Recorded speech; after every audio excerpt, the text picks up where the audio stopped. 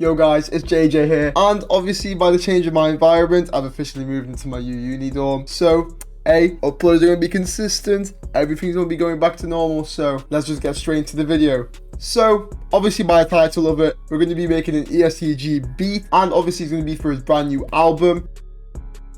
That's all I really need to say. Let's just get into this. First of all, we got ourselves a instance of Omnisphere, and I pulled up the preset called Dream, and it's a bell. It's from the Palace Bank Volume 1, so that's where I got the bell from. And all I really did was just lay down a very basic pattern using every step note. And as you can see, I've made a good use of notes with a semitone apart because that creates a lot of tension, and that's really highly advised to do. And as you can see, I use the C sharp note quite a lot throughout the whole beat. Except like I also invert it, so it just keeps it kind of nice and moving without also using too many notes, because sometimes too much is just too much. And really just a little switch up at the end of the 4-bar because a bit of variation. That's all I have to say. So this is what the first melody sounds like.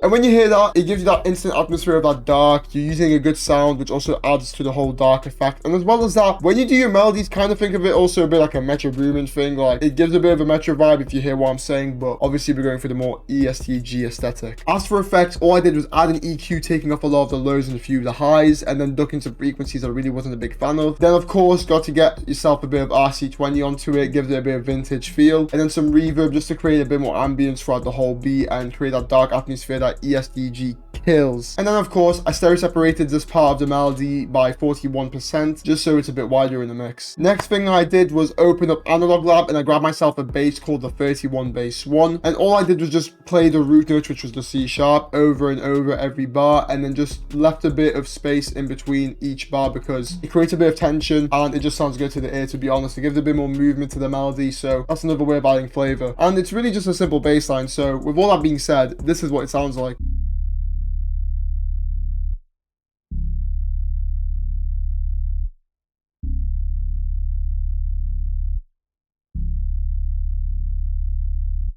And there you have it. As for effects, I added a dark fat preset from Decapitator onto it, and then messed the drive knob just a bit. And then I added an EQ, cutting out a lot of the highs because I really wasn't a big fan of them. And next up in the melody, I added a plugin called Piano V2, which is what I always use for my piano presets. The preset used was Japanese Studio. And then all I did was just follow the root notes again, same like the bass, left a bit of space for tension, and then just copy and pasted the notes over multiple octaves, just so it takes up a lot of the frequency ranges. And it also makes it sound a bit more grand because you have so many different layers going on. And then to make it sound a bit more human, all I did was click Alt R to randomize the velocity, and click Alt S just to play with the strum of it a bit. And it's a very simple thing. So with all that being said, this is what the piano sounds like.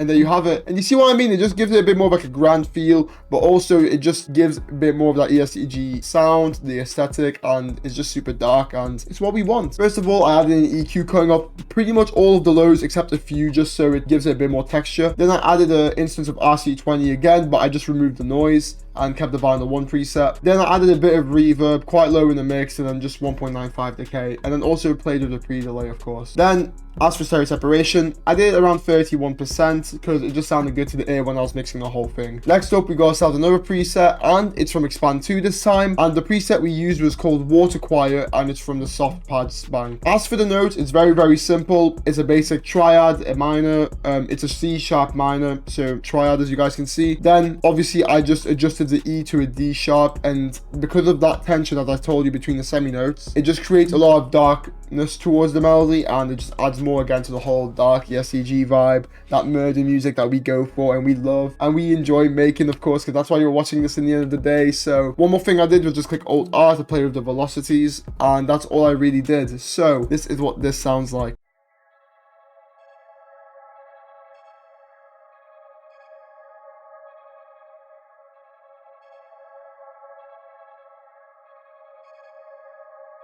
And there you have it. And as you can tell also by a lot of the melodies before, including this, a lot of it's just very repetitive. You don't want to make it too complicated. You just want it to be dark, simple, and catchy. and that's ESTG's vibe. As for effects, I added a fruity panamatic, as you guys can see with these settings, so pause if you want to see. Then I added an EQ cutting up a lot of the frequencies, a lot of the lows and the highs, just like a telephone EQ to say. Then I added an instance of Portal and used a preset called Space Signals. And then last but not least, a Valhalla plate, just to add more reverb. Then for stereo separation, I made this really wide in the mix. It's at 83%, and that's because I wanted this kind of be in the background of it all, just to add like a nice little layer, a nice little texture to the whole thing. So that was the whole objective of it. And as you guys can obviously see, I panned it to the left. Next up in the melody, we got ourselves a preset called Lead Bird, and it's from the Shinju Presets Volume 2 bank, and it's in Serum. And all I did was just create this nice little lead melody, and it comes in and out of the beat throughout it. Typically, ESTG doesn't really have many lead melodies, so if you want to add one, add one. If you don't, you don't. But I thought it fit the vibe really well. And as you guys can see, of course, I made a lot of use of the notes that are one semitone apart because it creates tension. And that's what we like, because tension means darkness. And this is what it sounds like.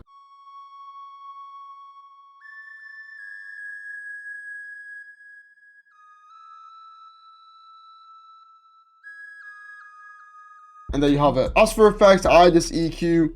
A lot of the, I don't know why I just didn't really mess with this frequency at all, and I took off a lot of the lows and a few of the highs. Then I added a fruity delay, just a very slight one, so it doesn't really punch through too hard. Then I added a fruity chorus on top, and of course some reverb. And then I slightly stereo separated this again, and when you hear the whole melody together, you'll see what I mean with all these different like stereo separations and panning to the left and right.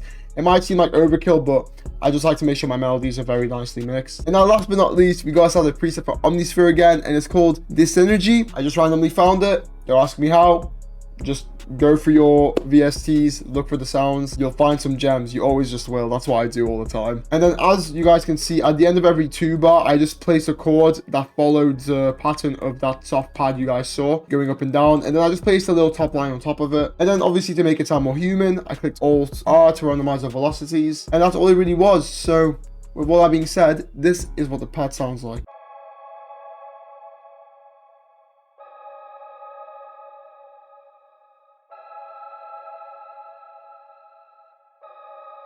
And there you have it. As for effects, I added an EQ, a lot of the highs and the lows chopped again, a bit of RC20 to add a bit more like vintage feel to it. It gives it a bit of a wobbly effect, and then some reverb, of course. And then last but not least, I swear this is the last part about the melodies. I just stereo separated it around 50%. And that's all, and obviously a bit of panning. So before I play the sample, I just want you guys to see right here throughout this whole beat that I made, majority of the time you will not find the sample playing the whole time together. I literally did this for the breakdown, and that's also really important. You always want to space your melodies out. It's super important. It gives room for the artist to breathe and do his thing, because think about it like this: the artist's voice is the instrument. You don't want it to be like muddled out by something else in your beat. So always just disperse your melodies, the different components, and if anything, it makes the beat more enjoyable to listen to because there's much more going on over a longer period of time. But with all that being said, this is what the melody sounds like.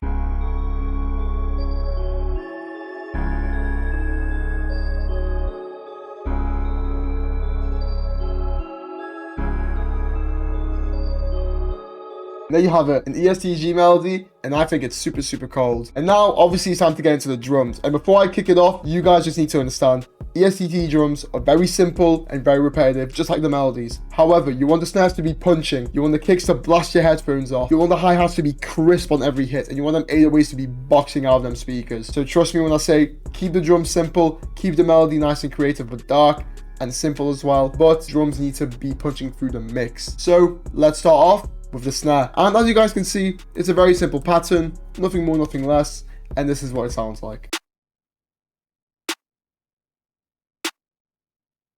I won't play you the full 8 bar because you will get very bored. Now next up we got a very crisp hi-hat, and all I really did was just took out a few notes that I felt wasn't needed within the hi-hat, and that's really it. So this is what the MIDI sounds like.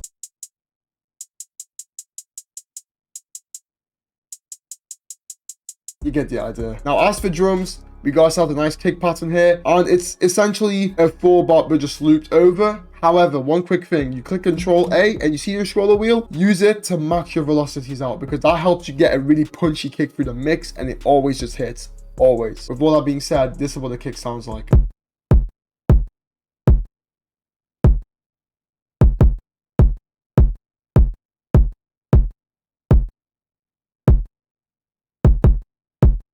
You see what I'm saying? Like, the kick is just crazy. And next up, of course, we got ourselves the 808s. It's simply just a kick pattern but repeated over onto the 808s, including maxing the velocities, and it follows the root note, of course, which is C sharp. With all that being said, this is what the 808 sounds like.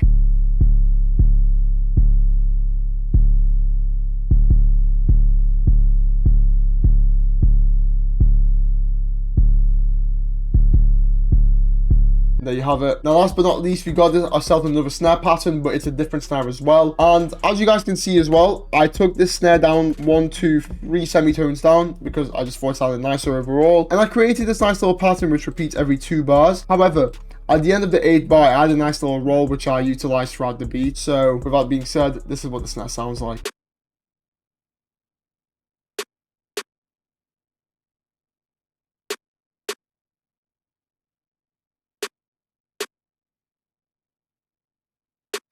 And there you have it, that's the snare pattern. So, with all that being said, and remember especially what I said about the drums, you want them to be crisp, punching, and just simple and doing the job fantastically. So you'll end up with a result like this, and this is what it sounds like.